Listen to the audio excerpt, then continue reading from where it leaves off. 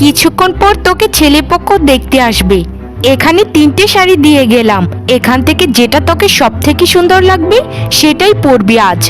আর শোন, মুখের মধ্যে একটু স্নো পাউডার মাখিস। এই নিয়ে তো 50টা পাত্র তোকে দেখে মুখ ফিরিয়ে নিল। এবারেরটা যদি হাতছাড়া হয় তো তোকে আমি দেখাবো মজা। এই যে বিছানার উপর শাড়িগুলো রেখে দিলাম। তোর যত সমস্যা আছে সব কিছুই তো তোর ভাই আর আমাকেই পোহাতে হচ্ছে। তোর মা বাপটা মরে গেল আর আমার উপর সব দায়িত্ব দিয়ে গেল। ভাবি, বিশ্বাস করুন, আপনাদেরকে আমার চিন্তায় ফেলতে একটু ভালো লাগে না। জানি না আমি বিধাতার কাছে কি দোষ করেছিলাম, যার জন্য আমার গায়ের রং এত কালো করে পাঠালো। এতে আমার কোনো সমস্যা নেই, কিন্তু মানুষদের তো খুব সমস্যা আমাকে নিয়ে। আমাকে তো কেউ পছন্দই করে না। তবে আমার মন বলছে এবারে বোধহয় আমাকে কেউ না কেউ পছন্দ করেই নেবে। তোর ওই ফালতু মন তো সবসময় বলে যে আজকে আমাকে পাত্র বোধহয় পছন্দ করে নেবেই। কই, আগেও তো এই কথা বলেছিলিস, তখন তো তোকে কেউ পছন্দ করেনি। তোর জন্য আমি সমাজেও মুখ দেখাতে পারি না।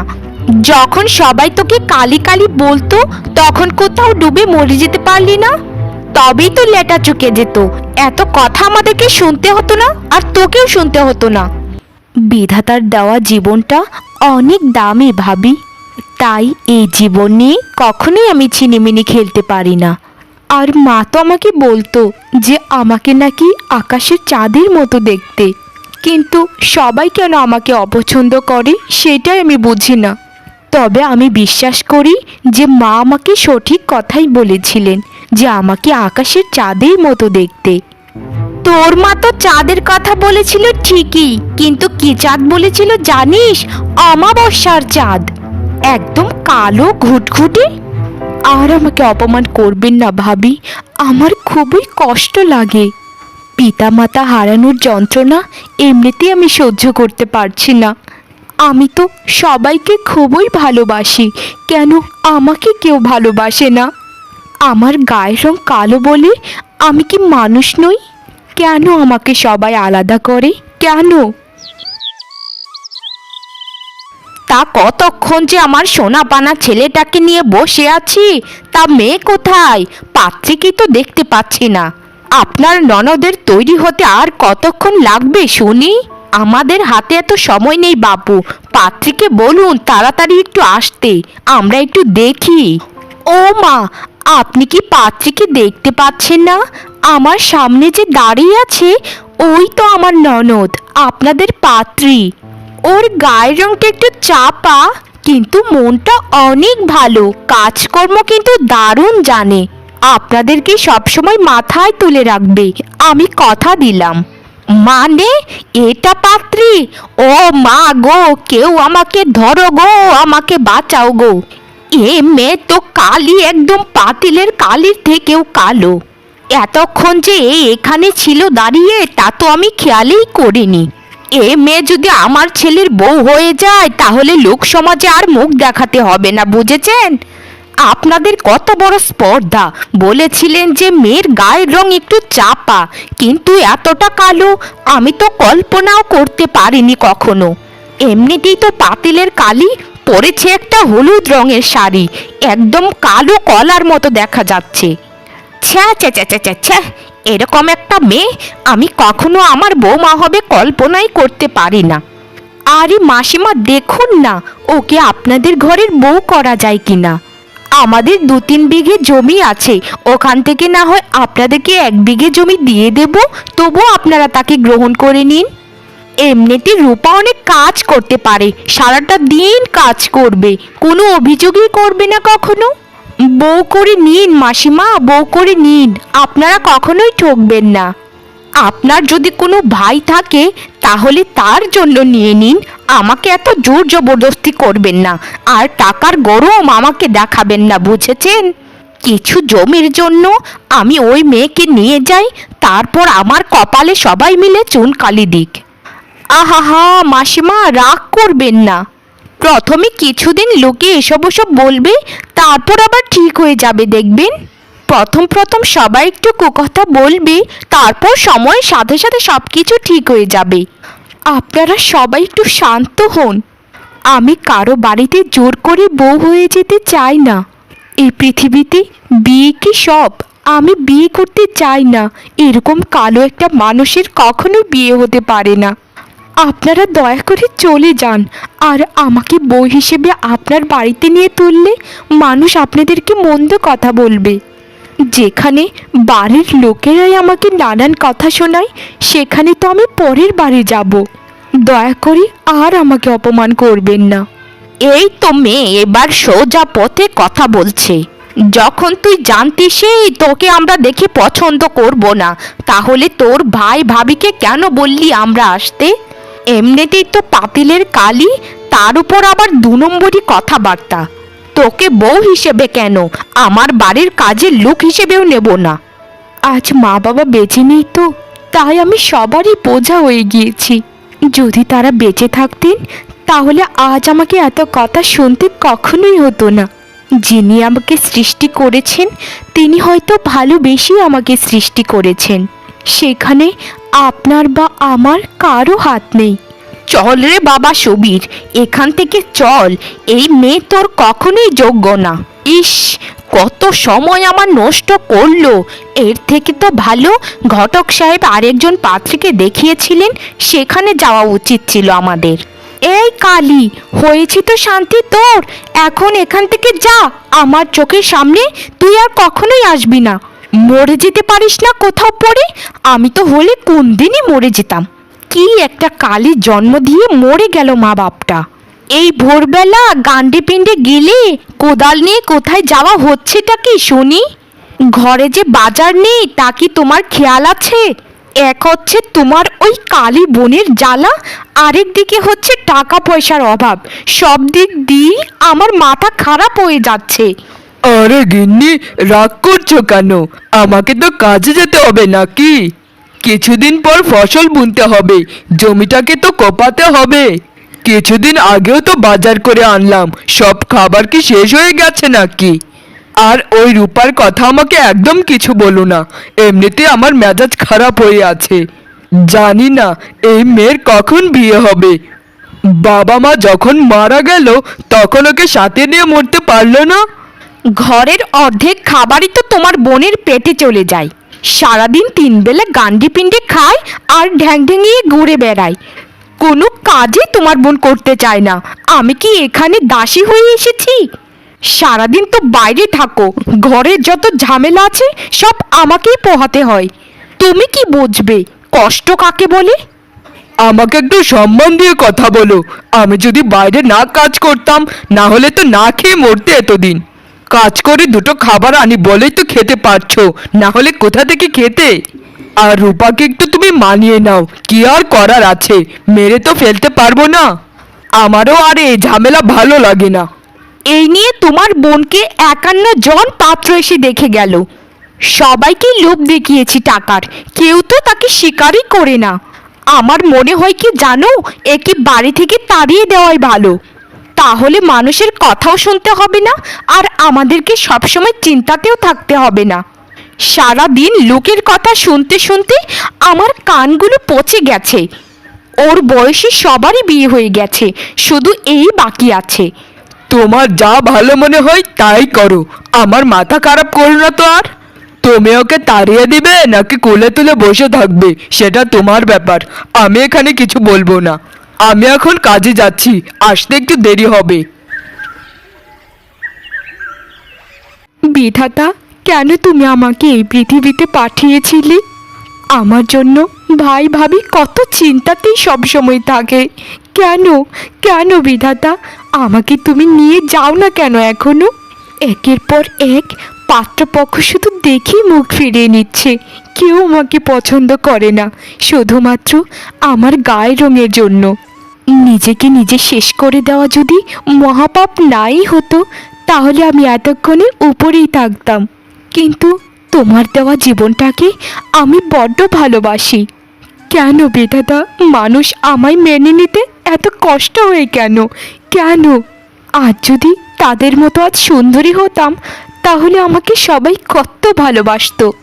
এভাবে আর চলতে পারছি না বিধাতা। আমাকে তুমি আমার মা বাবার কাছে নিয়ে যাও, আমাকে নিয়ে যাও তুমি। সবাই শুধু বলে যে মনের সৌন্দর্যই আসল সৌন্দর্য, কিন্তু বাস্তবতা তো ভিন্ন। সবাই শুধু ওপরের সৌন্দর্যটাকেই প্রাধান্য দেয়। কে কষ্ট পেল না কেউ দুঃখ পেল সেটি কেউ দেখে না। মুখের উপর সবাই আমাকে কালী কালী বলে ডাকে। আমি আর পারছি না বিধাতা, আমি আর পারছি না।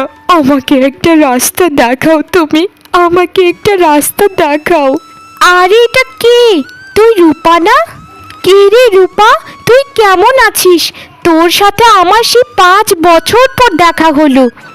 আর তুই এখানে বসে বসে কাঁদছিস কেন? তোর কি হয়েছে বল তো আমায়। কি আর হবে আমার, তুই তো সব কিছু মোটামুটি জানতিস। আমি কালো বলে সবাই আমাকে কত ঘৃণা করে, সবাই আমাকে কত অপছন্দ করে। এই নিয়ে 51 জন পাত্র আমাকে দেখে গেল, কেউ আমাকে পছন্দ করে না, সবাই শুধু ঘৃণাই করলো। ওসব কথা বাদ দে, তুই এতদিন পর কোথা থেকে এলি রে? তুই কোথায় চলে গিয়েছিলি? আর বলিস না রে রূপা, আমার বাবার মৃত্যুর পর আমরা অনেক অসহায় হয়ে পড়েছিলাম, তাই আমরা শহরে গিয়ে মা আর মেয়ে মিলে কাজ করতে শুরু করি। সেই তো কিছুদিন আগে গ্রামে এসেছি, এসে ঘরবাড়ি তৈরি করেছি। ভেবেছি কোনোদিন বিয়ে করব না, নিজে উপার্জন করব, নিজে সুন্দরভাবে চলাফেরা করব মাকে নিয়ে। আর তুই এত ভেঙে পড়ছিস কেন? নিজে নিজে কিছু কর, নিজের পায়ে নিজে দাঁড়া, দেখবি সবাই তোকে সম্মান করবে। আমি একা একা কি করব বল তুই শিউলি? ছোটবেলায় কত ইচ্ছে ছিল যে পড়াশোনা করে নিজের পায়ে দাঁড়াবো, কিন্তু মা বাবার মৃত্যুর পর সব কিছুই তো থেমে গেল। আর মানুষের কুকথায় আমিও আর এগোইনি। তোর তো মা আছে, তোকে একটু হলেও মানসিক সাহায্য করে, কিন্তু আমার তো এই পৃথিবীতে কেউই নেই। আমি ছাড়া আর কে আছে আমার বল? বড় ভাই আছে, সেও তো আমাকে দেখতে পারে না। যার কেউ নেই তার সাথে ওপরওয়ালা সবসময় থাকেন। তুই একা একাই চেষ্টা করে দেখতে পারিস। নিজে নিজে কিছু সঞ্চয় কর, সঞ্চয় করে কিছু একটা কর, তাহলেই দেখবি তোর দাম কত বেড়ে গেছে। যখন হাতে পয়সা আসে না, তখন আর দুধের মাছের অভাব হয় না, বন্ধুরও অভাব হয় না, আত্মীয়রও অভাব হয় না। আমার বাবা যখন মারা গেল তখন আমাদেরকে কত মানুষ অত্যাচার করেছে। এখন দেখ, আমাদের কাছে এখন কিছু টাকা হয়েছে তো মানুষ এখন আমাদের সাথে আত্মীয় করতে চায় শুধু। আমরা এদের থেকে অনেক দূরে থাকি সব সময়। মনের কষ্টটা অনেকটা হালকা লাগছে রে শিউলি। তোর কথাগুলো শুনে মনের মধ্যে একটা সাহস এসেছে রে। তোকে অনেক ধন্যবাদ শিউলি, অনেক অনেক ধন্যবাদ।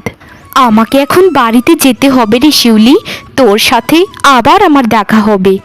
তুই আসলে কত ভালো একটা মেয়ে, আমার সাথে কত বন্ধুত্বপূর্ণ কথা বললি। আর কেউ তো আমার সাথে এরকমভাবে কখনোই কথা বলেনি। পৃথিবীর সবাই এক না রে রূপা, পৃথিবীতে এখনো অনেক ভালো মানুষ রয়েছে। তোর গায়ের রঙের জন্য যারা তোর সাথে কথা বলে না, মিশে না, তারা আসলে মানুষ নয়, তারা পশুর থেকেও নগণ্য। আচ্ছা রে রূপা, তাহলে তুই বাড়িতে চলে যা, না হলে তোর ভাবি তো আবার খুবই বকাবকি করবে। আর আমিও বাড়িতে যাই, মা বোধহয় আমার জন্য অনেক চিন্তা করছে। সেই কতক্ষণ আগেই এসেছিলাম পানি নিতে নদী থেকে। ভালো থাকিস রূপা, আর কোনো প্রয়োজন হলে আমার সাথে একটু যোগাযোগ করিস, বুঝেছিস? বাবা বাবা বাবা, সারাটা দিন নবাবজাদি পাড়া বেরিয়ে সন্ধেবেলা এসেছি বাড়িতে। তুই কি কোনো দিনও মানুষ হবি না? চেহারাটা তো এমনিতেই তোর খারাপ, তোর স্বভাবটা তো অন্তত ভালো কর। খাবার বেলা তো 16 আনাই খাস, আর কাজের বেলা তোকে 2 আনাও কাজ করানো যায় না। তা রাজকুমারী, আমাকে কি তোর দাসী পেয়েছিস যে তোর পায়ের কাছে আমি সবসময় পরে কাজ করব? বিশ্বাস করুন ভাবি, মা বাবার কথা খুব মনে পড়ছিল, তাই একটু নদীর পাড়ে গিয়ে বসেছিলাম। আর আমি তো সব কাজ সেরেই সেখানে গিয়েছিলাম। আমি আর কোনোদিন নদীর ঘাটে যাব না ভাবি, আমাকে এবারের মতো ক্ষমা করে দিন। আমাকে দয়া করুন ভাবি, আমাকে দয়া করুন। আর আমার পুরনো একজন বন্ধু শিউলির সাথে দেখাও হয়ে গিয়েছিল, যার জন্য একটু দেরি হয়ে গেল। আমি আর কোনোদিন কোথাও যাব না, সবসময় বাড়িতে থেকে কাজ করব। তোকে সেই সুযোগ দিলে তো। শোন, আজকের পর থেকে আমি এই বাড়িতে একাই রাজত্ব করব। তোর মতো এরকম নোংরা মেয়ের জায়গা তো হয় ওই আবর্জনা আর আস্থা করে। তোর ভাই মানে আমার স্বামী আমাকে নিজের মুখে বলেছে যে তোকে বাড়ি থেকে তাড়িয়ে দিতে আজ। তাই তোকে ভালো ভালো বলছি, দু ঘা খাওয়ার আগে এই বাড়ি থেকে তাড়াতাড়ি বেরিয়ে পড়, না হলে কিন্তু ঝাঁটা পেটা করে তোকে এখানে শেষ করে ফেলবো। এইসব কি বলছেন ভাবি? আমি এ বাড়ি ছেড়ে গেলে কোথায় থাকবো আমি? আমি তো কাউকে চিনি না, আর আমি কোথায় যাব ভাবি? আমার সাথে দয়া করে এই অন্যায়গুলো আপনারা করবেন না, আমাকে এই বাড়িতে থাকতে দিন। আমার মা বাবার কত স্মৃতি এই বাড়িতে জড়িয়ে আছে, আমি কোথাও যেতে চাই না আপনাদেরকে ছেড়ে। ও আচ্ছা, এই বাড়ি ছেড়ে যাবি না তো? দাঁড়া, ঝাঁটাটা নিয়ে এসে তোর প্রাণটা এখান থেকে বের করে দেই। কালির কালি, যা এখান থেকে যা। মালকিন, আপনার কথা আমি অনেক জায়গাতেই শুনেছি, আপনি নাকি অনেক দয়ালু মনের একজন মানুষ। আমি একজন অনাথ মেয়ে মালকিন, আমার দুনিয়াতে বাবা মা কেউ নেই। একজন ভাই ছিল, সেও তার বউকে অনুমতি দিয়েছে যে আমাকে বাড়ি থেকে যেন তাড়িয়ে দেয়। শুধুমাত্র আমার একটাই দোষ, আমি কালো কেন? আপনার পায়ে পড়ি মালকিন, আমাকে একটা কাজ দিন আপনাদের এখানে, আমি অল্প বেতনে অনেক কাজ করে দেব। আমাকে দয়া করে একটা কাজ দিন, না হলে আমি না খেতে পেয়ে মরে যাব। আহা রে বাচ্চা, এত চিন্তা করিস না আর কান্না করিস না একদম। তোর কথাগুলো শুনে আমার বুকের ভেতরটা কেমন যেন করছে রে মা। তুই কালো বলে তুই কি মানুষ নোস? আর 8-10টা মানুষ যেমন সাধারণ, তুইও তো তেমন সাধারণ। শোন, তোকে যারা যারা অনেক অপমান করেছে তাদেরকে তুই একদিন দেখিয়ে দিবি যে আমি কালো বলে কখনোই থেমে থাকিনি। তুই তাদেরকে দেখিয়ে দিবি যে তোমরা যারা আমাকে নিয়ে হাসি ঠাট্টা করেছিলে, দেখো তোমাদের থেকেও আমার অবস্থান কত উপরে। আজ থেকে তুই আমার এখানে কাজ করবি, আর তোকে মাইনে আমি অনেকগুলো টাকা বাড়িয়ে দেব যেন তুই একটা কিছু করতে পারিস। যা মা, তুই এখন থেকে কাজ শুরু করে দে।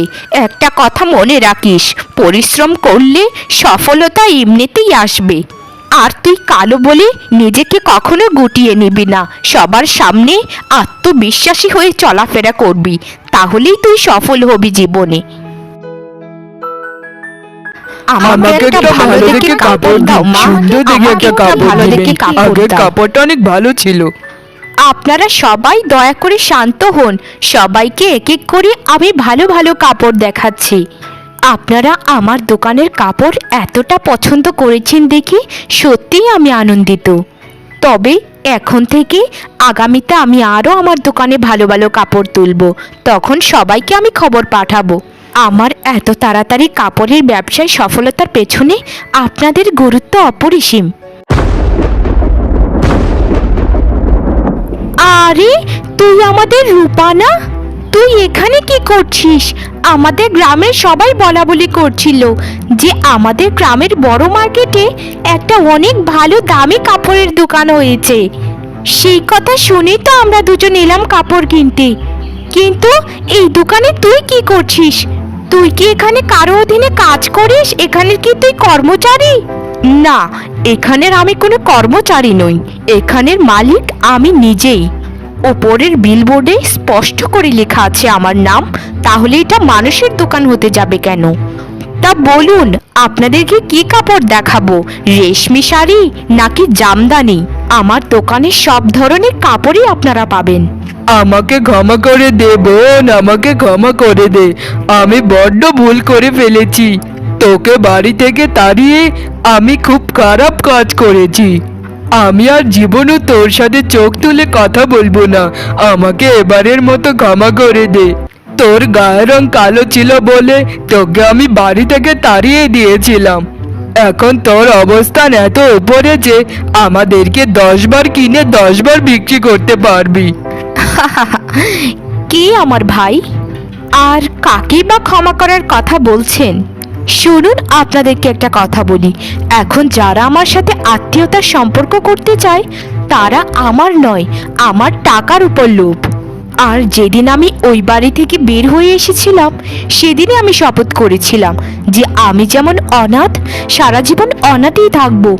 আমার কেউ নেই, ভাই নেই, মা বাবা নেই, কেউ নেই, সবাই আমার কাছে মৃত।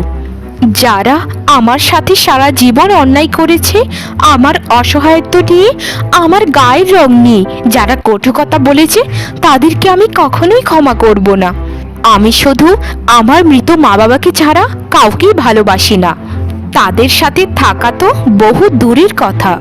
রূপা বোন, সত্যি করে বলছি, আমাদেরকে ক্ষমা করে দাও। আমি এখন থেকে তোমাকে আমার বোনের মতো করে রাখবো, কখনো কোনো কাজ দেব না, কোনো কটু কথা বলবো না। আমাদের সাথে রাগ করো না বোন, আমাদের সাথে বাড়িতে চলো, আমরা সবাই মিলে একসাথে থাকবো। যখন আমি মাসের পর মাস, বছরের পর বছর বাড়ি ছাড়া ছিলাম, তখন আপনাদের ভালোবাসা ছিল কোথায়? তখন তো আমাকে কেউই খোঁজেননি। এখন এসেছেন ভালোবাসা দেখাতে। আমার টাকা, আমার আভিজাত্য দেখে আপনাদের লোভ হয়েছে। আমি কিন্তু সব কিছু বুঝতে পারছি। এখন আপনারা আসতে পারেন। আমার দোকানে এখন ক্রেতা আসবে অনেক। আমার দোকানের সামনে আপনাদের যেন কোনো দিনও আমি না দেখি, কোনো